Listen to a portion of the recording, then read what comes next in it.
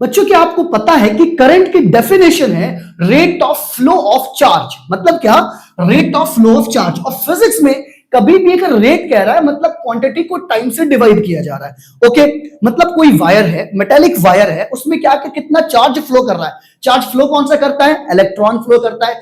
इसलिए कितने electron flow कर रहे हैं इसके लिए एक फॉर्मूला ये है कि चार्ज आप कैलकुलेट कर सकते हो अगर आप n इंटू ई कर दो। ई का मतलब नंबर ऑफ इलेक्ट्रॉन, और कितने इलेक्ट्रॉन फ्लो कर रहे हैं तो Q is equal to n into ई।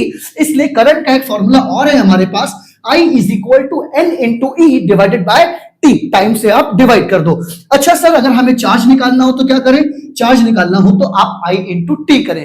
अब वायर में SI यूनिट ऑफ करंट की अगर बात करें, अगर SI यूनिट ऑफ करंट की बात करें तो करंट की SI यूनिट होती है एम्पियर।